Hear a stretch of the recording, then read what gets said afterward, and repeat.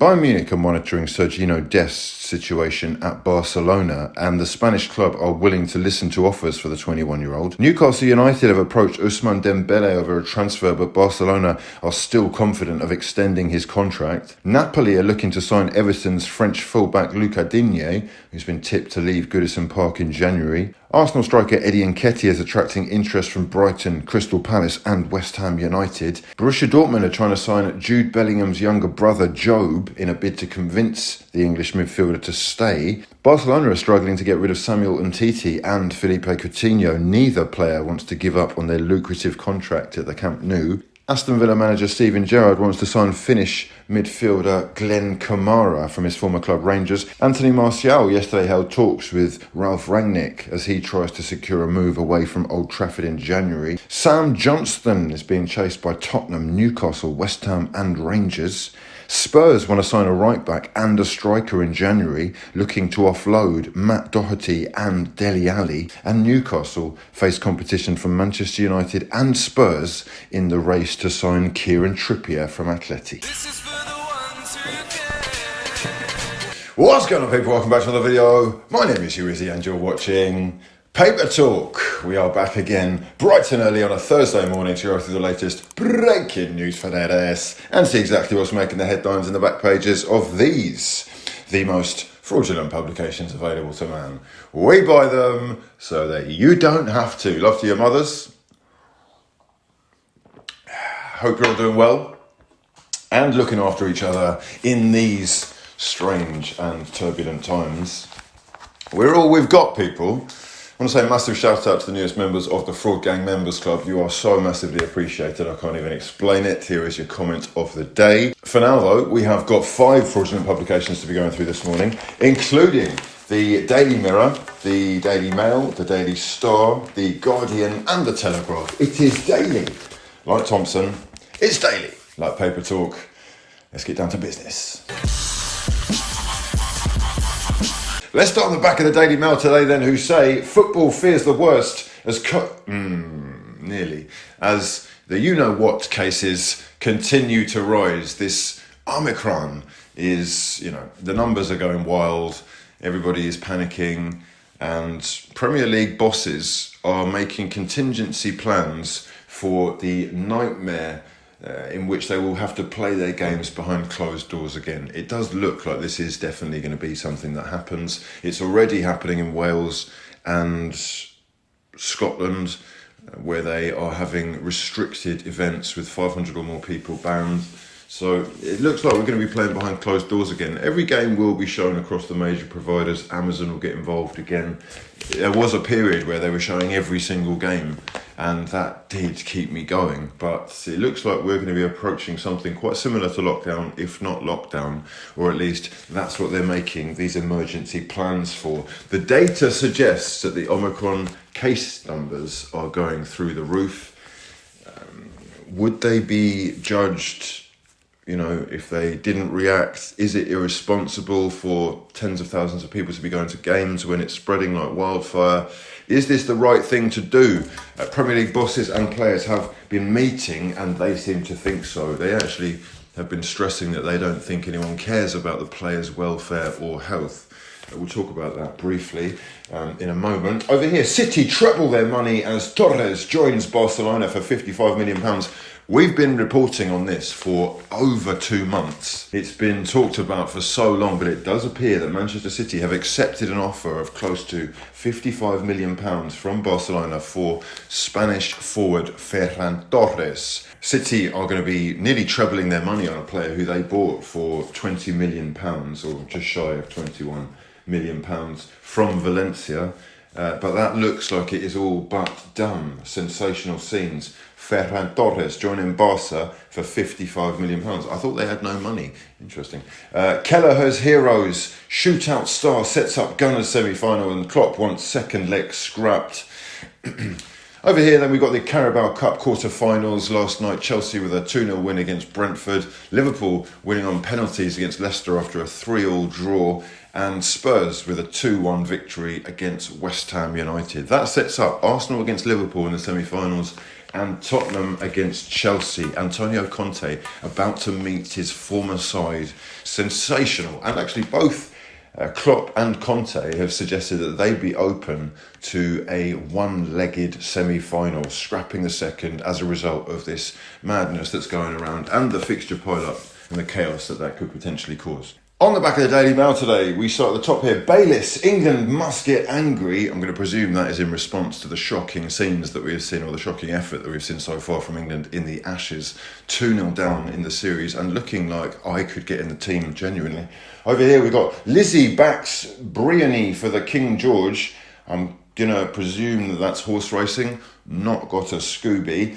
Over here, Carabao Cup action. Jota's on the spot. Liverpool back from the dead. And they really were brought back to life. Jamie Vardy with a quick double. James Maddison with a 25-yard strike. Cancelled out by Alex Oxlade-Chamberlain and Diogo Jota. And Minamino sending the game into extra time, where Kelleher was the hero in the penalty shootout, sending Liverpool into the semi-finals against the HUGHWIZZY. Huge now. The Carabao Cup, as I would say, Carling Cup. The League, Coca-Cola, Worthington, Milk, Littlewoods. Yeah.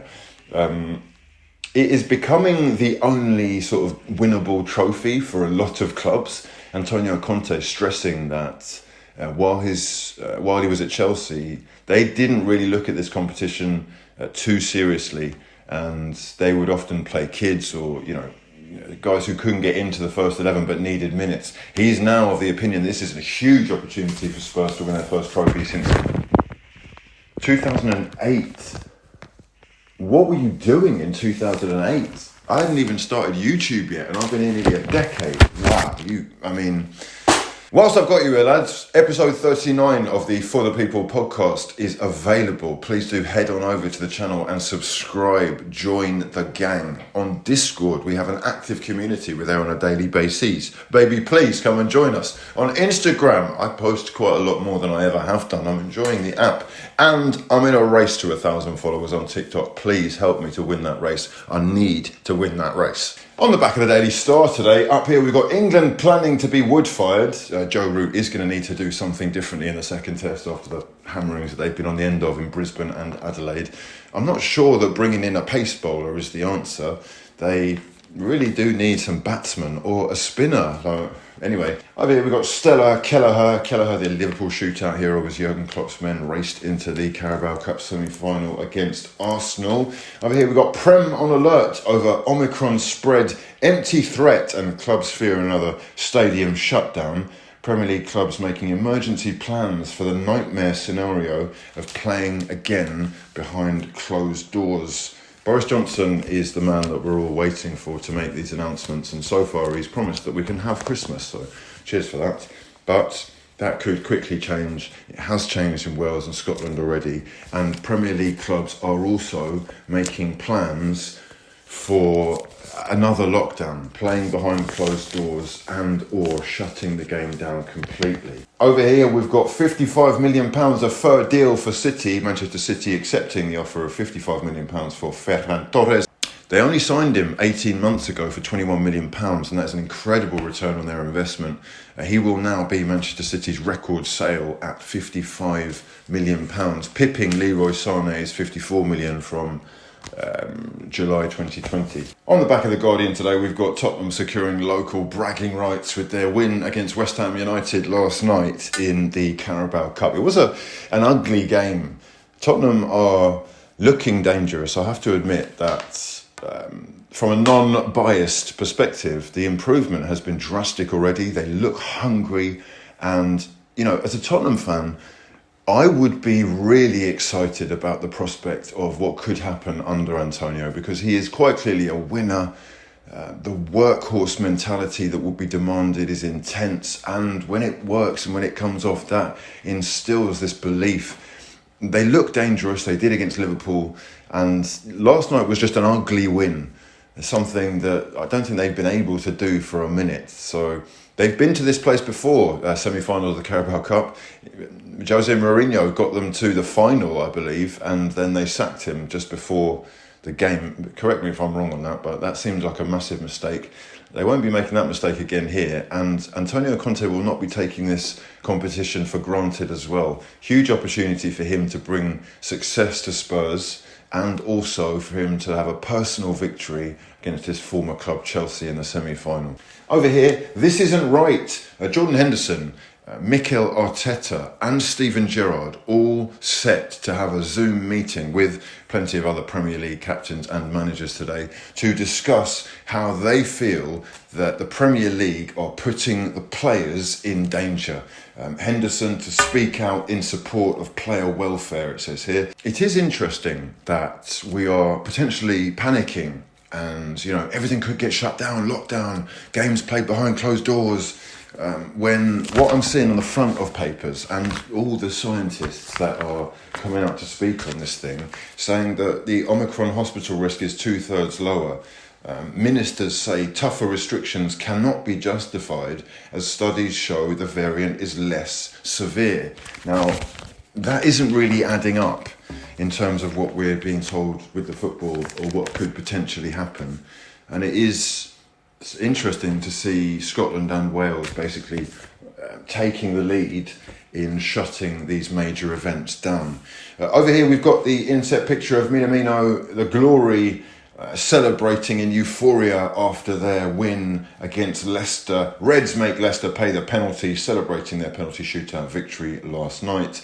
Over here, Eddie Jones, the England rugby coach, wants tackles above the hips to be outlawed in youth rugby. I'm going to presume that's to stop head injuries. And England's batsman made to re-watch Ashes route, that's got an E on the end of it.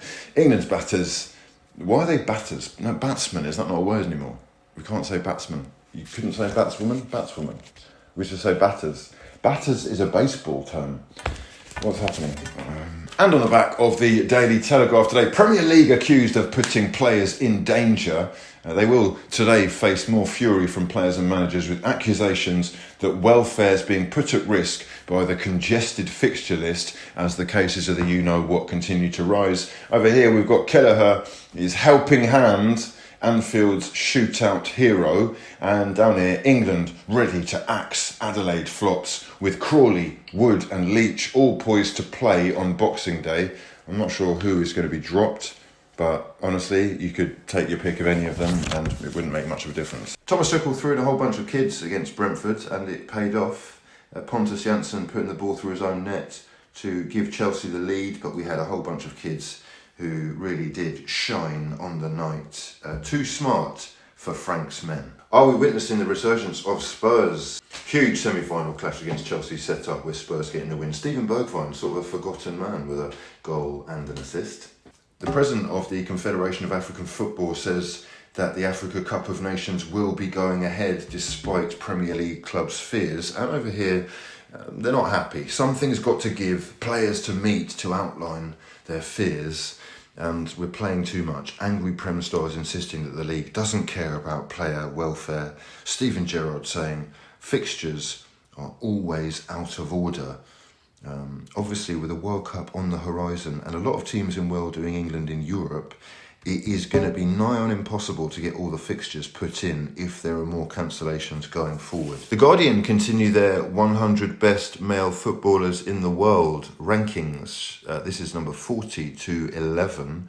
40 was Luka Modric, and all the way down to 11 you've got Romelu Lukaku. Let me know your thoughts in the comment section below. That's about it for this time. If you've enjoyed the video, please do me the honour of smashing the head out of the like button. Subscribe to the channel if you are new and turn those bell notifications on so you never miss an upload from your fraud father. For now though, I've been HUGHWIZZY and this has been a lot of fun. Peace.